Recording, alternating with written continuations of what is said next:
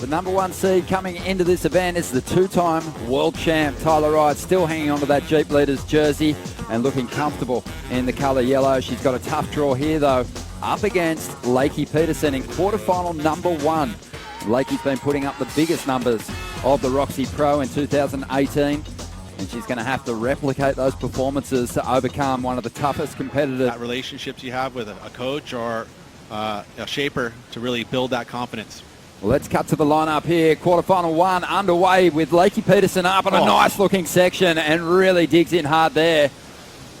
Lakey has been laying down some of the most committed turns on her run through to this quarterfinal heat.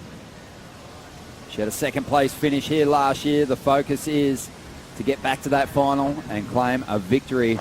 It would be her second win as a championship tour competitor. That was impressive. It was, especially again, good read on this smaller wave, trying to pick up that early momentum. And this wave just kept building with power. Again, we've still got a low tide. It's after that now, but that turn there, by far the best of this ride. But anytime you can just gotta see something happen live like that and you get that kind of, wow, the sparks fly, the judges will generally throw out a good number. She got a little bogged down at the end there on that last maneuver, but did well just to pull it out of the wall of the wave, that rail, and fix it up. But have a look at this move. Oh, look at this. Just angle of approach and then complete commitment, arm twisting and torquing around. Such a beautiful turn and harnessing the speed, and managing it through the maneuver. To see a surfer come, surf twice, if they don't have a good run in their very first round, they'll even get to have an opportunity to come back. But when you get to do it a second or even third time, it's kind of a bummer, so great call. Just looking at the numbers on the opening exchange, Lakey Peterson puts up a 5.17. Tyler Wright has a 6.67. Lakey's up once again. So opting to use a priority to take this wave, standing up nicely here. It was a tricky section to read, and she just came up under that lip of getting themselves a Jeep. Tyler's already got two. That's one of the prizes for the world champ at the end of the season. As we see, Tyler Wright up. Nice start to this wave. Just bashing through the lip a couple of times before the wave gave up on her. It might come in the next 23 minutes, but Lakey, meanwhile, continues this magic roll out onto the open face again. Just ultra aggressive. She's going to get a little caught behind here for a moment. She does find the green wall once again. That's where the scoring opportunity is going to be found. Keeps her board nice and close to that pocket, but what do you think, Pete? Was there scoring opportunity lost at the end of that ride? A lot of times when you see something like that happen, you have to cut your maneuver short, whereas Lakey was not going to do that. Very committed first maneuver. Again, going into the second one, again, just gouging it all the way in, but then it runs off super quick, and she wasn't able to get there. And there was some opportunity there to get, at least maybe a nice floater and then a finish move, but when you get caught behind like that, to hold your speed, you lose it all. So really that last final maneuver really didn't have quite the speed needed. These waves wrap their way around Snapper Rocks and make their way down toward Rainbow Bay. Here goes Tyler with an opportunity to get rid of a 6-point ride. Has some speed. Drives off the bottom into this first section and a super fast carve, but that's all she's going to get out of that ride. If there was some more opportunity down the line, that would have possibly converted into a monster score. You betted the 6. Well, that's why I was saying, but I mean, look at this. She's, you say if you get the section, you give it all you can, and she does. I mean, look at this, just technique there, all extended, carving, arms in perfect placement, driving through. But at that point there, that little bit, really all that speed got sloughed. And was there another section here? With all that in that wave, maybe just staying with it and just kind of finishing a little stronger probably would have helped a bit. She kicked on out. As we see Lakey up now, and she'll get her chance to chase Tyler down. Drives into the first section, super explosive. Out onto the open face, hooks back into the pocket. And she understands the importance of finishing these waves off, but this wave's doing its best to give up on her. She's going to stick with it though and just add points wherever she can.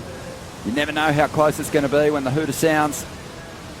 And she's done well to connect with some steep wall on the inside, so Lakey Peterson looking for a 5.34 out of this wave.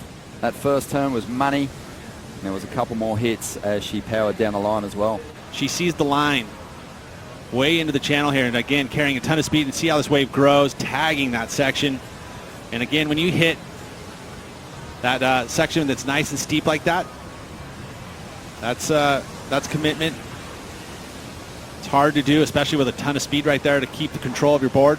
Tell me your thoughts on this, Pete. Lakey, in past seasons, I think we've seen her probably a little guilty of cutting her frontside turn short.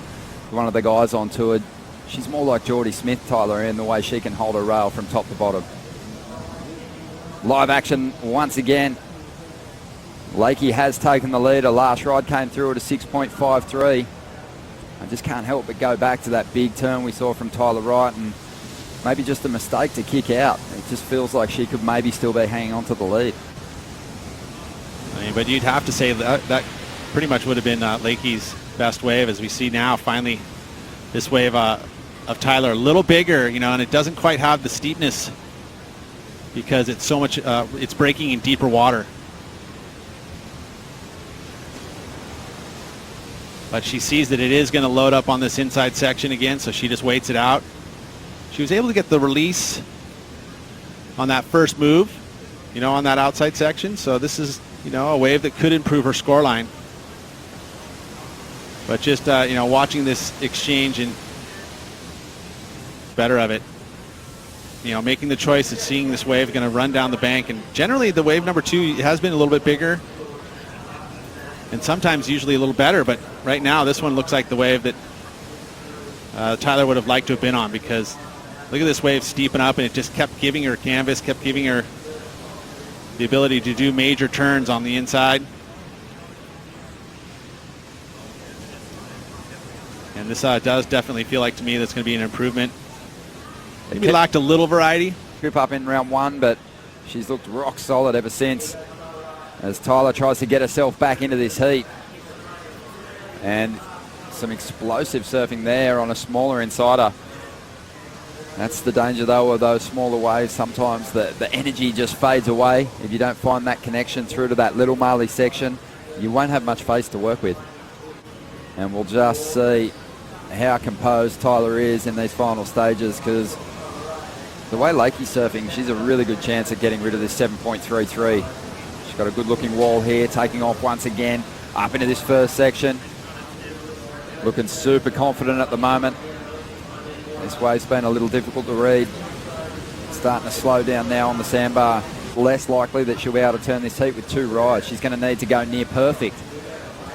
And when you think about the surfing that's been done in this heat, that 8.56, that's an exceptional ride. Lakey's had some great waves.